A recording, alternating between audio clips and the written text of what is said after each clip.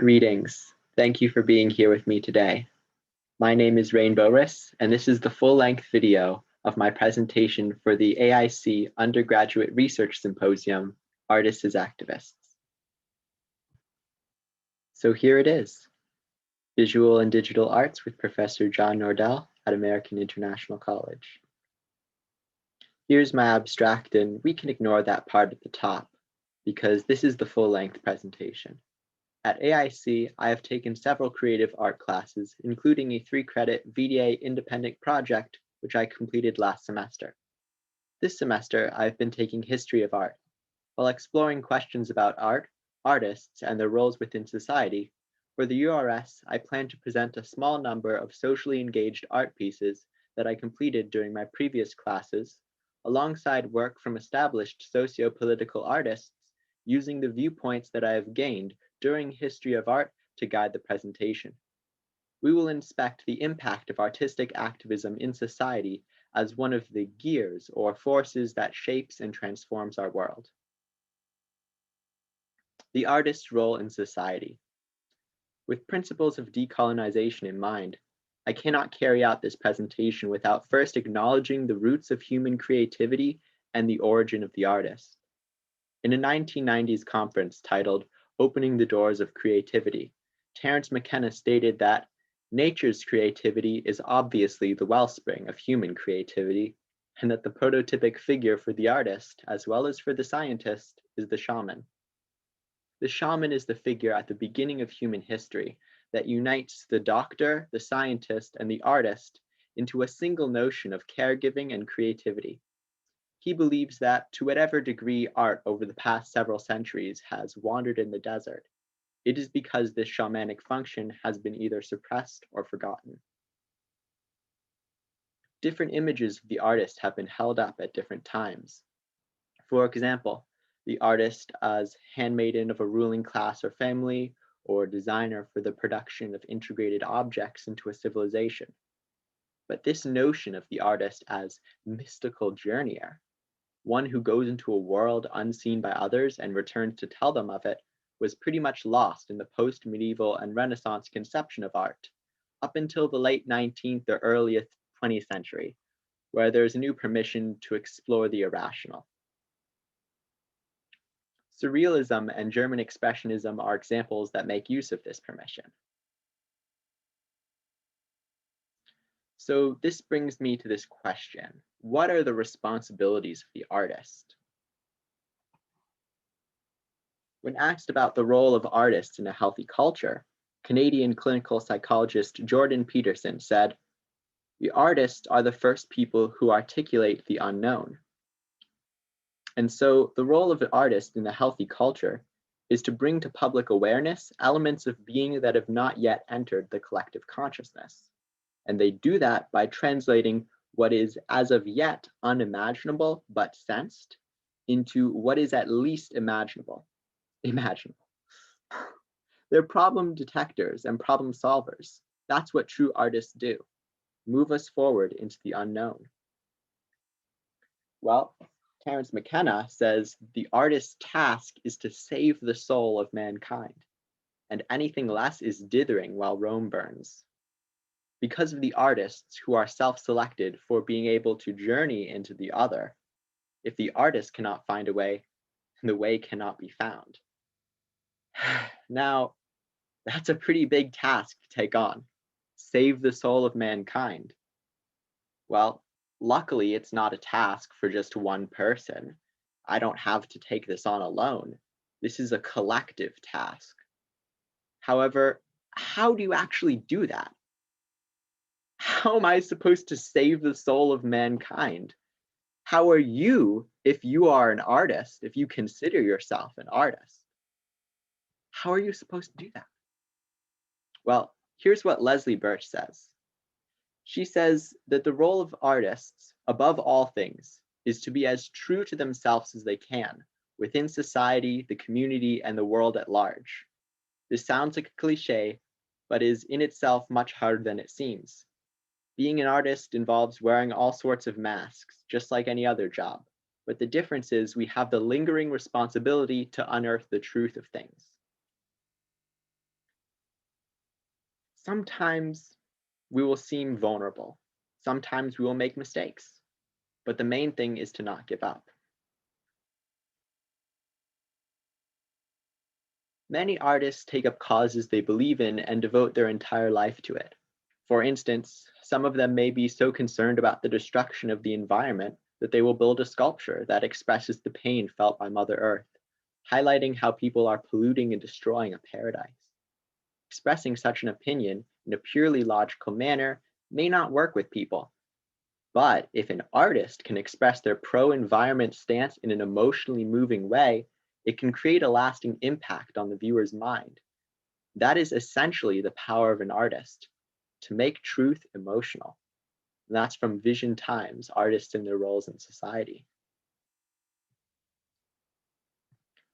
American singer-songwriter and civil rights activist Nina Simone said that an artist's duty is to reflect the times.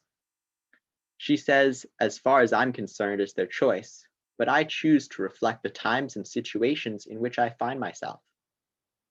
That, to me, is my duty. We will shape and mold this country, or it will not be shaped and molded at all anymore. So I don't think you have a choice. How can you be an artist and not reflect the times? To me, that is the definition of an artist. Now, the way I interpret this is that she's saying it's an artist's duty not only to reflect the times, but to affect the times. As an artistic activist, it is my duty to reflect, affect, and effect the times. So, what is artistic activism? Well, as defined by the Center for Artistic Activism, it is a dynamic practice combining the creative power of the arts to move us emotionally with the strategic planning of activism necessary to bring about social change. In their article, Why Artistic Activism?, Stephen Duncombe and Steve Lambert go on to explain how art and activism do different work in the world. Activism can be defined as taking direct action to achieve social or political goals, or the activity of challenging and changing power relations. There are many ways of being an activist, but one common element is the activity targets a discernible end. Simply put, the goal is an action to create an effect. However, art tends not to have such a clear target. It's harder to say what art is for or against, and its effect is often difficult to quantify. Confusing or seemingly contradictory messages can be layered into the work, but its goal, generally speaking, is to stimulate a feeling, move us emotionally, or alter our perception. Art, then, is an expression that generates affect. So how do these come together? Like gears in a machine, activism moves the material world, while art moves the heart and soul. As any seasoned activist could tell you, people don't just decide to change their minds and act accordingly. They are personally moved to do so by emotionally powerful stimuli. We're moved by affective experiences to do physical actions that result in concrete effects. Affect leads to effect. You could think of this as an effective effect or an effective affect. So combined into a new word, it has been dubbed affect. To answer the question I posed earlier, artistic activism is a practice aimed at generating affect, emotionally resonant experiences that lead to measurable shifts in power, culture, and society. Why is culture so important? Creating lasting change demands a change in values, beliefs, and patterns of behavior. That is cultural change. While protests, marches, and rallies, etc., are important, they won't have lasting impact unless people have internalized the values that lie behind them. In other words, the issue needs to resonate with people. Culture lays the foundation for politics. It outlines the contours of our very notions of what is desirable and undesirable, possible and impossible.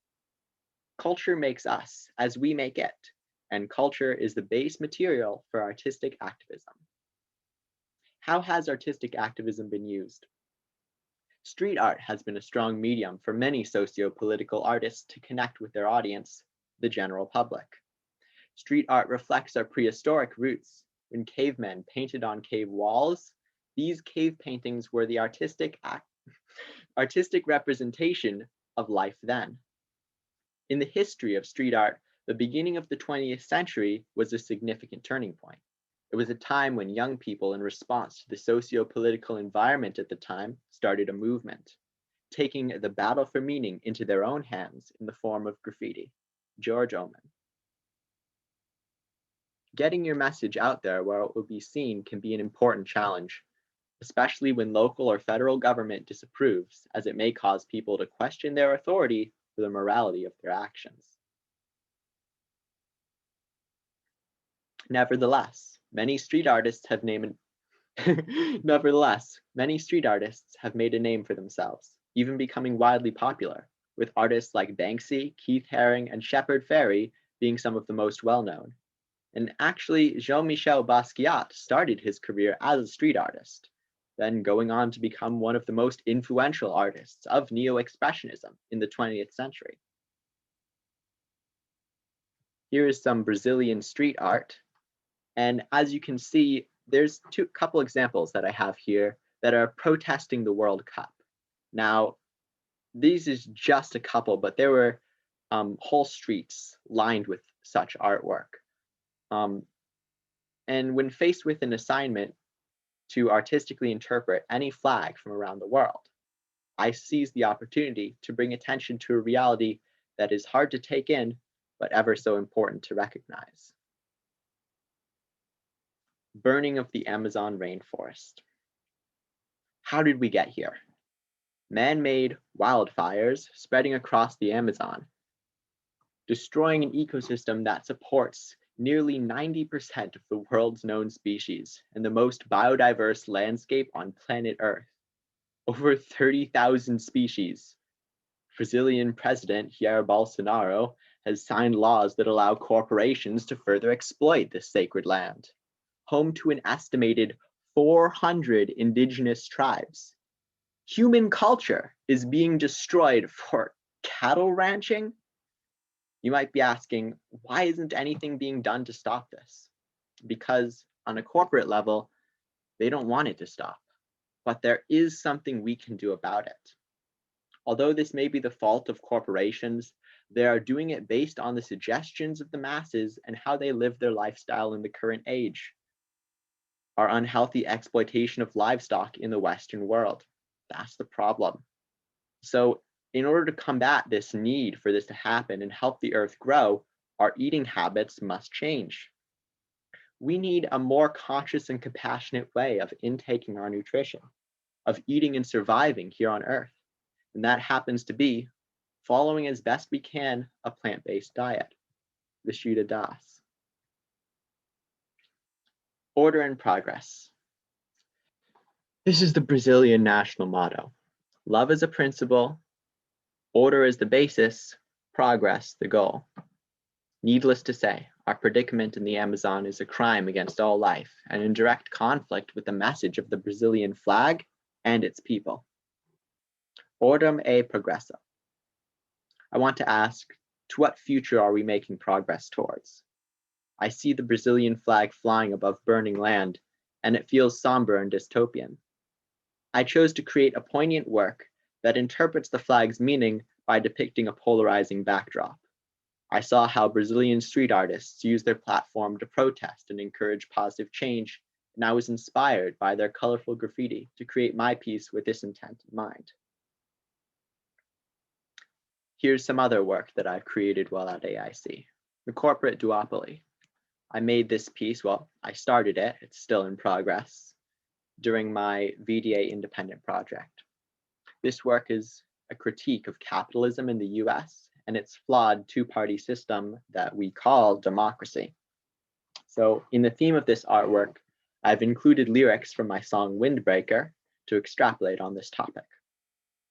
Once we take back our power, homelessness won't be an issue because there are more vacant houses than there are homeless people. Let me repeat, there are more empty homes than people living in the streets. The very nature of our capitalist society requires the poorest of the poor and the weakest of the weak, forming the bottom level of the pyramid that upholds the economic elite. This piece demonstrates how corporations and the economic elite maintain power by corralling us into two pre-curated ideological systems. This tactic of controlled opposition has been used throughout history, and it is known as/from the Hegelian dialectic, a framework for guiding thoughts and actions into conflicts that lead to synthetic solutions, which can only be introduced once those being manipulated take a side that will advance the predetermined agenda. Let me read that again.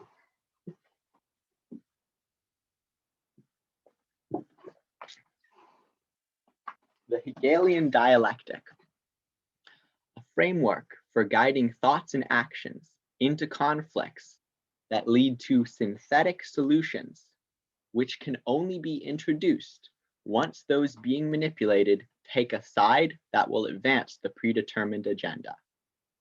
Example, corporate control of two parties. Here are some other examples of the Hegelian dialectic. And as subject to this, it can create a very us and them dichotomy within the masses, as I'm sure you can tell. We've become pitted against each other in a polarized society, and frankly, we're being played as fools. The Constitution was designed to prevent this sort of system from arising, as it is not true democracy. A two-party system that is basically exclusive to these two parties, which are both, controlled by generally the same people with common interest, which is the corporations. That's not democracy. Here in this example, this demonstrates with the Hegelian dialectic how we have an agenda. Centralization of power, right? Then our thesis, we have a terrorist threat. This can be real or fake. It doesn't have to be a manufactured terrorist threat, as this example says. Of course, the antithesis to the terrorist threat would be a repressive police state. The synthesis, removal of freedoms, transfer of power from the many to the few. This other example here, our Hegelian dialectic, shows capitalism as the thesis and socialism as the antithesis. It has a bit of a different spin on the agenda, thesis, antithesis, synthesis pattern, the problem, reaction, solution used in the Hegelian dialectic, but I think it does well to demonstrate our predicament. We have capitalism. Entrepreneurs own businesses, consumers control businesses. Socialism. Government owns businesses, government controls businesses. A synthesis of the two, which we've basically ended up with, corporatism. Entrepreneurs own businesses, government controls businesses, and corporations control government. So how do we break free of all this? What must we do to collectively evolve into a harmonious society? As above, so below. As within, so without. As much as the microcosm is a reflection of the macrocosm, and vice versa, we must start by learning to find peace and harmony within ourselves. If you cringe when you hear love is the answer, that's okay. I know it's a tired cliche, but we're all in this together, and love truly is the answer. Not just some hippie woo-woo love, although that's great too, but real compassion for others as our global family. The people of the Zulu nation have a word, Ubuntu, meaning humanity, but more specifically translates to I am because you are, or I am because we are. There is a saying amongst people of the Sikh faith, see no stranger. When going about your day with this mindset, it means you are accepting everyone you encounter as a part of yourself you do not yet know. So I would like to end with a quote by American civil rights activist and founder of the Revolutionary Love Project, Valerie Kaur. She has been stated to be one of the most influential people to come out of the American Sikh community. What if the darkness in our country right now, in the world right now, is not the darkness of the tomb, but the darkness of the womb? What if our America is not dead, but a country still waiting to be born? Thank you.